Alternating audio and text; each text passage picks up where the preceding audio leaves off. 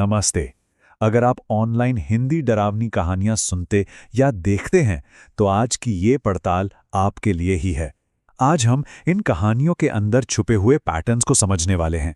वो कौन सा फॉर्मूला है जो इन्हें इतना दिलचस्प बनाता है? चलिए जरा गहराई से समझते हैं। कभी सोचा है कि YouTube पर मिलने वाली इतनी सारी डरावनी कहानियां एक जैसी क्यों लगती हैं? मतलब ऐसा लगता है ना कि जैसे सब एक ही फॉर्मूले पर बनी हो। तो आज हम इसी रहस्य से पर्दा उठाने वाले हैं। तो इस फॉर्मूले को समझने का सबसे अच्छा तरीका क्या है? हम 3 बहुत ही पॉपुलर कहानियों को लेंगे और देखेंगे कि वो हमें आज के ज़माने की भूत की कहानियों की बनावट के बारे में क्या बताती हैं। तो ये 3 कहानियां कौन सी हैं? पहली है जुबान काटने वाली चुड़ैल की कहानी, दूसरी है जानलेवा खोपड़ियों की बारिश और तीसरी एक भूतिया सब्जी मंडी की कहानी। इन्हीं तीनों से हमें वो पैटर्न मिलेगा जिसकी हम बात कर रहे हैं। तो चलिए शुरू करते हैं सबसे पहले और सबसे ज़रूरी चीज़ से, और वो है श्राप का नियम। देखिए, इन कहानियों में जो डर है ना, वो बस यूं ही नहीं आ जाता। वो बहुत ही खास और कह सकते हैं कि कभी न टूटने वाले नियमों पर टिका होता है। और कमाल की बात यह है कि हर खतरा एक खास नियम से बंधा हुआ है। जैसे जुबान काटने वाली चुड़ैल, वो सिर्फ उन्हीं पर हमला करती है जिनकी आवाज़ सुन ले।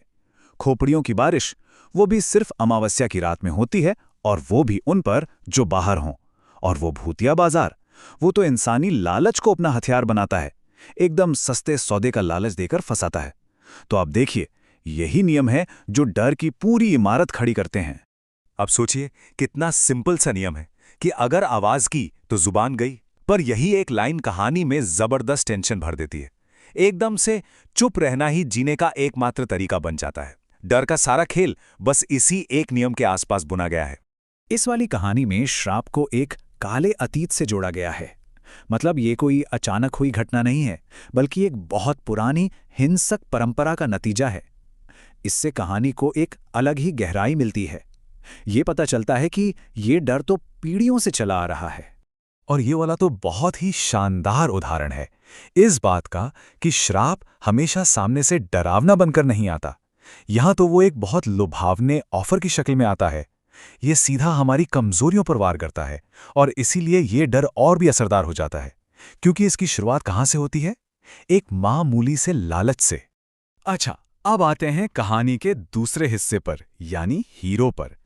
एक बात गौर करने वाली है, ये हीरो कोई प्रोफेशनल तांत्रिक या घोस्ट हंटर नहीं होते।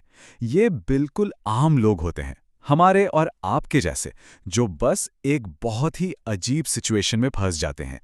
देखिए ना, एक पुलिस इंस्पेक्टर है जो एक मर्डर की जांच करने आई है, एक भतीजा है जो अपने गांव घूमने आया है, और एक आम से पति पत्नी। ये सबके सब कौन है? आम लोग। और उनका ये आम होना ही कहानी को इतना भरोसेमंद बनाता है, और सच कहें तो और भी ज्यादा डरावना बना देता है। तो सवाल ये उठता है कि ये आम लोग इतनी बड़ी बड़ी अलौकिक शक्तियों से लड़ते कैसे हैं? और यहीं आता है कहानी का सबसे दिलचस्प मोड़, यानी आखिरी टकराव। तो देखिए, चुड़ैल को कौन खत्म करता है?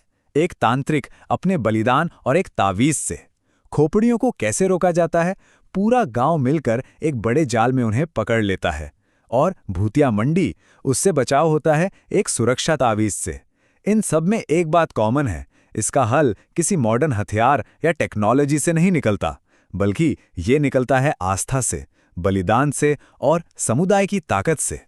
तो अभी तक हमने जो भी बातें की, एक तय नियम वाला श्राप, एक बिल्कुल आम सा हीरो और एक पारंपरिक तरीके का समाधान, ये सब चीजें मिलकर हमें उस फॉर्मूले तक ले आती हैं जो इन कहानियों के पीछे छिपा है। तो ये फॉर्मूला है क्या? चलिए इसे स्टेप बाय स्टेप समझते हैं। नंबर 1, एक लोकल श्राप जो किसी खास जगह से जुड़ा होता है। नंबर 2, एक पक्का नियम जिसकी वजह से खतरा प्रिडिक्टेबल होता है। नंबर 3, एक साधारण हीरो जिससे लोग खुद को रिलेट कर पाते हैं। और चौथा, एक पारंपरिक समाधान जहां बुराई को आस्था और एकता की ताकत से हराया जाता है।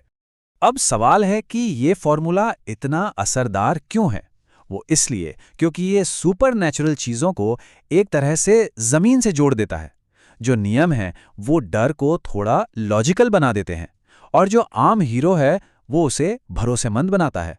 और जब जीत आस्था या सबकी एकता से मिलती है ना, तो वो सिर्फ कहानी का एंड नहीं लगता, बल्कि एक मीनिंगफुल मैसेज लगता है। तो आखिर में सवाल यही बचता है कि इन कहानियों में आखिर ऐसा क्या है जो लोगों को इतना खींचता है। शायद इसलिए क्योंकि ये एक तरह से आज के ज़माने की लोक कथाएं बन गई हैं और ये हमें एक बहुत गहरी बात बताती हैं। ये बताती हैं कि अंधेरा चाहे कितना भी गहरा क्यों ना हो, आस्था में, एकता में और हमारी पुरानी वैल्यूज़ में आज भी इतनी ताकत है कि वो उससे दूर कर सकती हैं। और शायद यही एक उम्मीद है जो हमें बार बार इन कहानियों की तरफ खींच लाती है।